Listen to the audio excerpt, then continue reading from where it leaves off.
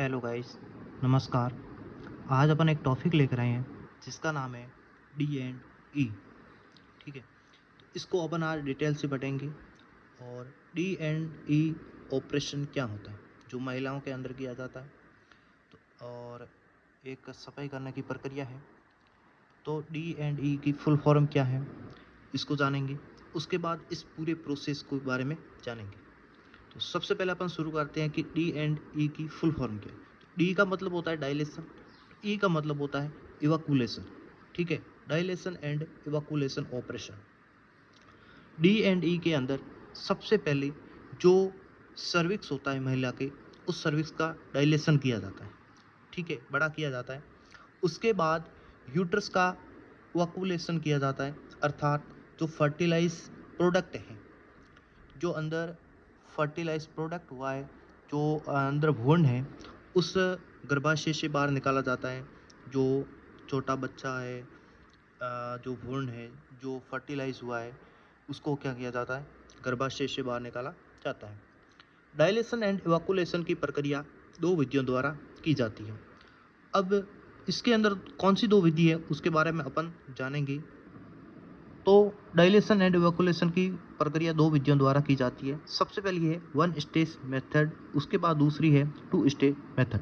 सबसे पहले अपन बात करेंगे कि वन स्टेज मेथड क्या है। तो इस मेथड के अंदर एक बार में पहले सर्विस का डायलेशन कर दिया जाता है, उसके बाद यूट्रस से जो निषेचन की उत्पाद है उसको क्या किया जाता है, बाहर निकाला जाता है। इसके अंदर क्या क्या इंडिकेशन है, मतलब अपन को किस प्रकार के संकेत मिलेंगे तब अपन डी एंड ई करेंगे। इसके अंदर इनकम्प्लीट अबॉर्शन, यदि महिला के अंदर इनकम्प्लीट आधा अबॉर्शन हो गया है या गर्भपात हो गया, मतलब जो भ्रूण है, बच्चा है, वो आधा बाहर निकल गया है और आधा अंदर रह गया, तो इस ऐसी स्थिति के अंदर अपन डायलेशन एंड इवैक्यूलेशन करेंगे। दूसरे नंबर इनविटेबल अबॉर्शन, यदि इनविटेबल अबॉर्शन है तो उसके अंदर भी करेंगे। और प्रथम ट्राइमेस्टर के दौरान एमटीपी करने के लिए भी जो है डायलेशन एंड इवैक्यूलेशन किया जाता है। इसके अंदर पूर्व की तैयारी क्या रहेगी, तो महिला की एंजाइटी एंड फेयर, मतलब जो चिंता है, तनाव है, डर है, उसको दूर करने के लिए उन्हें इस प्रक्रिया के बारे में समझाना है। महिला को ब्लेडर खाली, जो पेडू है अपन मारवाड़ में कहते हैं, जो ब्लेडर है उसको खाली करवाना है, जो यूरिन है उसको खाली करवाना है। मतलब मरीज को बिस्तर पर लिथोटोमी पोजीशन में लिटा देना है। लिथोटोमी पोजीशन आपको पता होगा कि पीठ के बल लेटाना है और जो दो पैर है वो ऊपर की ओर कर लेना। उसके बाद मरीज को जनरल एनेस्थीसिया है जो दिया जाता है। प्रक्रिया के दौरान स्ट्रिक्ट असेप्टिक टेक्निक का उपयोग करना सही है।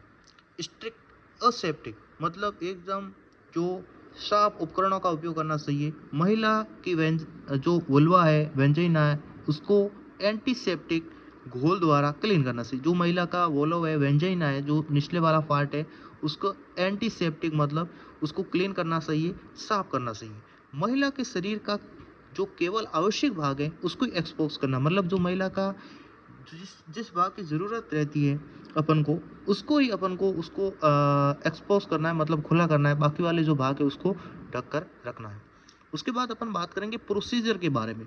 तो वेंजाइना में जो पोस्टीरियर वेंजाइना स्पेकुलम है उसको प्रविष्ट करवाया जाता है, उस उपकरण को। इसके बाद सर्विस के स्पीड रखने के लिए इसके एंटीरियर लिप को एलिप्स फोर्सेप्स की सहायता से पकड़ा जाता है तथा यूटेराइन कैविटी की लंबाई एवं यूट्रस की स्थिति नोट करने के लिए यूटेराइन साउंड प्रविष्ट करवाया जाता है। इस प्रक्रिया के दौरान महिला के वाइटल साइन और जनरल हेल्थ स्टेटस की लगातार मॉनिटर करते रहने चाहिए। उसके बाद आता है टू स्टेप मेथड। तो इस विधि के द्वारा डायलेशन एंड इवैक्यूलेशन की प्रक्रिया को दो चरणों में पूर्ण की जाती है। प्रथम स्टेज के दौरान सर्विस का डायलेशन किया जाता है, जबकि दूसरी स्टेज के दौरान फर्टिलाइज प्रोडक्ट को यूट्रस से बाहर निकाला जाता है।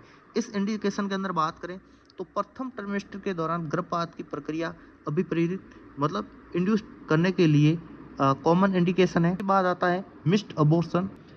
इसके अंदर बात करें फर्स्ट स्टेज के बारे में, तो महिला की एंजाइटी तथा फेयर को दूर करने के लिए प्रक्रिया को बारे में समझाना चाहिए। महिला को ब्लेडर खाली करने के लिए कहना चाहिए। यूट्रस का आकार, स्थिति और सर्विस के डायलेशन स्थिति ज्ञात करने के लिए आंतरिक परीक्षण करनी चाहिए। इस चरण में एनेस्थीसिया की आवश्यकता नहीं होती है। पहले चरण में थी लेकिन इस दूसरे स्टेज के अंदर नहीं है। उसके बाद आता है सेकेंड स्टेज। तो सेकेंड स्टेज के दौरान धात्विक डायलेटर्स के द्वारा एक बार पुनः सर्विक्स का डायलेशन किया जाता है। जो धातु से बने डायलेटर्स होते हैं उसके द्वारा एक पुनः सर्विक्स का डायलेशन किया जाता है। उसके बाद गर्भाशय से निषेचन के उत्पाद को रेजो रिमूव किया जाता है। अब इस प्रोसीजर क्या है, प्रक्रिया क्या है, जिसके बारे में अपन समझेंगे। तो प्रोसीजर ये रहेगा कि सेकेंड स्टेज में फर्स्ट स्टेज के लगभग 12 घंटे बाद कर दिया जाता है। संपूर्ण प्रक्रिया के दौरान स्ट्रिक्ट असेप्टिक तकनीक का उपयोग करना चाहिए। सर्वप्रथम महिला की वेंजाइना के ऊपर जो रोलर गॉस है उसको हटाया जाता है। उसके बाद वेंजाइना में जो पोस्टीरियर वेंजाइनल स्पेकुलम प्रविष्ट करवाया जाता है। अब टेंटस को निकाल दिया जाता है। वेंजाइना तथा सर्विक्स को एंटीसेप्टिक गोल के द्वारा स्वैप द्वारा साफ किया जाता है। पोस्टीरियर वेंजाइनल स्पेकुलम को बाहर निकाल दिया जाता है। धात्विक डायलेटर्स की सहायता से वंशित स्तर सर्विक्स का विस्तार किया जाता है। इसके बाद ओवम फोर्सेप की सहायता से निषेचन के उत्पाद को यूट्रस से बाहर निकाल दिया जाता है। ब्लड लॉस को रोकने के लिए मरीज को आईवी मार्ग द्वारा 0.2 mg एक मेथार्जिन दिया जाता है। महिला को संक्रमण की रोकथाम हेतु एंटीबायोटिक एनाल्जेसिक ड्रग्स देनी चाहिए। कॉम्प्लिकेशन अत्यधिक ब्लीडिंग हो सकती है, इन्फेक्शन हो सकता है, यूरिन परफरेशन हो सकता है और महिला जो शॉक में जा सकती है और बॉल एंड जो ब्लेडर है उसके अंदर इंजरी हो सकती है। तो आशा करता हूँ कि आपके आज डायलेशन जो इवैक्यूलेशन टॉपिक था उसके बारे में आपको समझ में आया होगा। और यदि किसी प्रकार का कोई डाउट है तो आप हमारे वीडियो के कमेंट बॉक्स में कमेंट जरूर करें। आप वीडियो को पहली बार देख रहे हैं तो वीडियो को लाइक करें, शेयर करें और हमारी चैनल को सब्सक्राइब करें ताकि इसी जो रिलेटेड है जो वीडियो का नोटिफिकेशन है जो आपको मिलता रहे। धन्यवाद।